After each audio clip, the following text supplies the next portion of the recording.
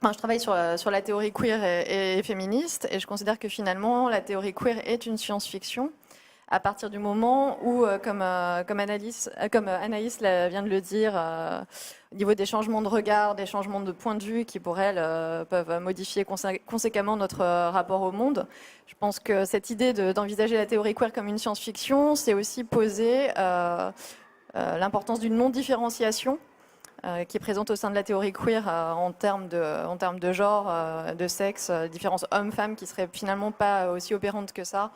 Et il y a plein d'autres différences sur lesquelles on aurait pu porter notre regard. Donc finalement, ça diminue cette focalisation sur les différences. Donc c'est ça qui m'intéresse en recoupant avec la théorie queer. Je suis en train de travailler sur un ouvrage qui s'appelle La fiction réparatrice. Finalement, ça s'affiche, c'est parfait.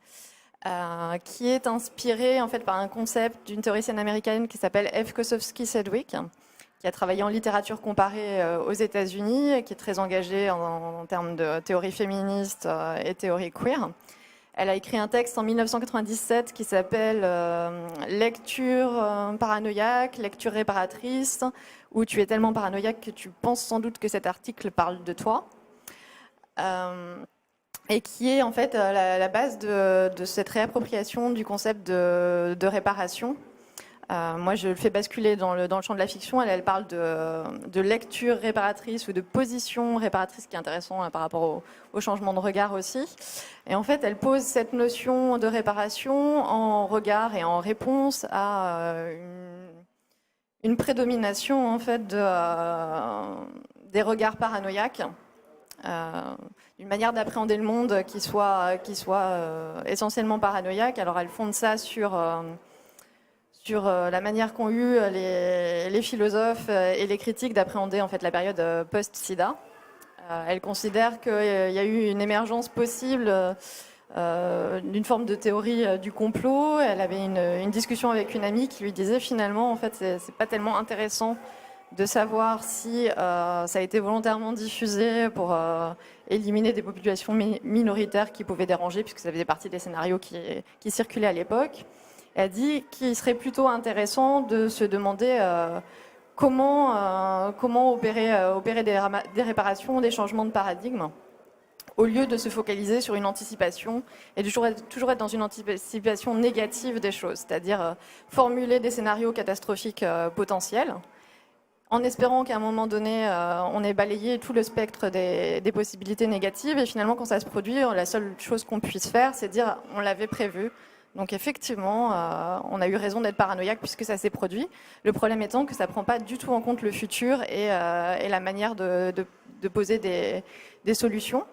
Donc F. Kosofsky Sedgwick, à partir de là, pose la possibilité de développer une attitude réparatrice, mais elle ne développe pas du tout cette notion, elle la pose juste comme une possibilité. Donc moi j'ai décidé de me ressaisir de ce concept, de le faire basculer dans le champ de la fiction pour qu'il soit plus rapidement effectif, puisque la lecture, ça restait une position passive, et pour moi, ou la position, comme elle disait, ça ne permet pas de se mettre en action. Donc c'est pour ça que j'ai fait basculer dans le champ de la fiction.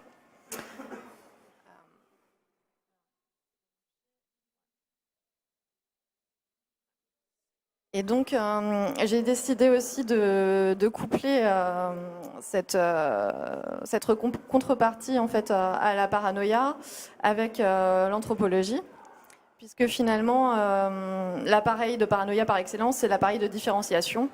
Et je travaille sur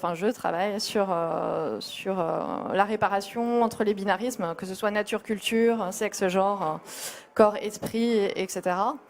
Il y a notamment un anthropologue qui a travaillé qui a posé des jalons sur la réparation, qui s'appelle Tim Ingold, qui dans un ouvrage Marcher avec les dragons a développé tout un travail autour de la figure des dragons pour symboliser en fait la non-différence qu'on devrait faire entre le monde réel et l'imaginaire.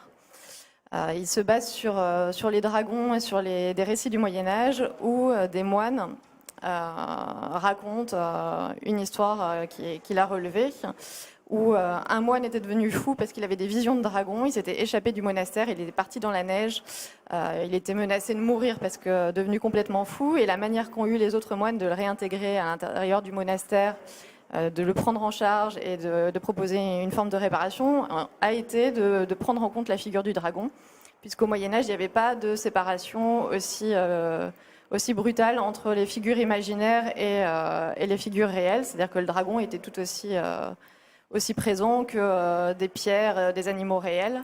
Donc le fait d'accepter cette vision comme matérialisation d'une peur, mais qui néanmoins était réelle et existait, était le seul moyen finalement de réintégrer. C'est-à-dire que l'autre moine n'a pas été rejeté de par sa folie. Son imaginaire était pris en compte au même niveau que le monde réel. Donc Tim Ingold s'intéresse à cette histoire qui met en relation avec un livre pour enfants qui s'appelle « Les dragons, ça n'existe pas », où un petit garçon découvre un dragon dans sa chambre un matin. Alors, c'est pas du tout dans l'ordre, je vais passer, voilà. Et le dragon prend de plus en plus de place. Les parents refusent d'accepter son existence. Ils lui disent « le dragon, ça n'existe pas ». La mère continue à faire le ménage, à soulever la queue du dragon, à le déplacer, à passer par la fenêtre puisque la porte est bloquée. À partir du moment où le dragon a pris tout l'espace de la maison et qu'il est impossible de ne pas le voir, ils finissent par le caresser, par l'accepter, et à ce moment-là, il disparaît. Donc il y a une forme de matérialisation de la peur et de la paranoïa qui est intéressante ici. Quand on accepte la présence de l'imaginaire et ses manifestations, c'est à partir de ce moment-là où les choses peuvent se résoudre. C'est ça qui m'a intéressée chez Tim Ingold. Et puis un tout petit clin d'œil aussi sur cette non-différence entre imaginaire et monde réel dans la série Fargo, première saison, qui est basée sur quand même un certain réalisme. Il y a une seule mention du dragon, à un moment donné où il y a un tueur en cavale qui croise un policier. Il y a un échange entre ces deux personnages qui peut tout à fait mener à une issue parfaitement défavorable pour le policier qui est en danger.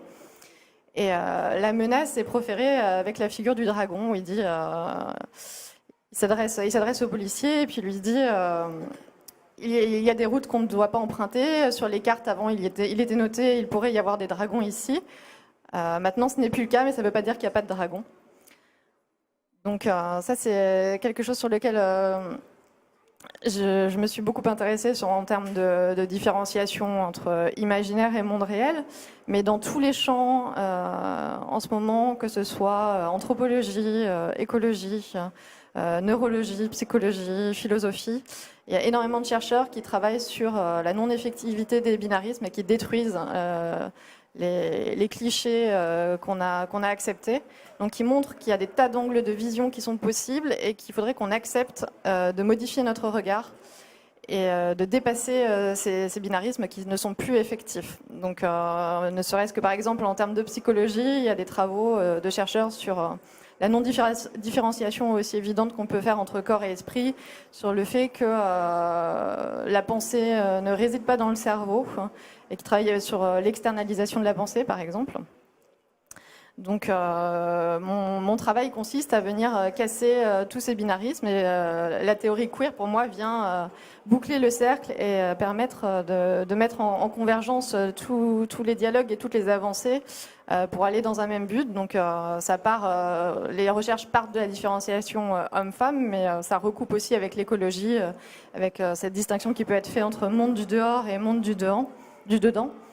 En termes d'anthropocène, on peut aussi se poser la question de quel regard on parle.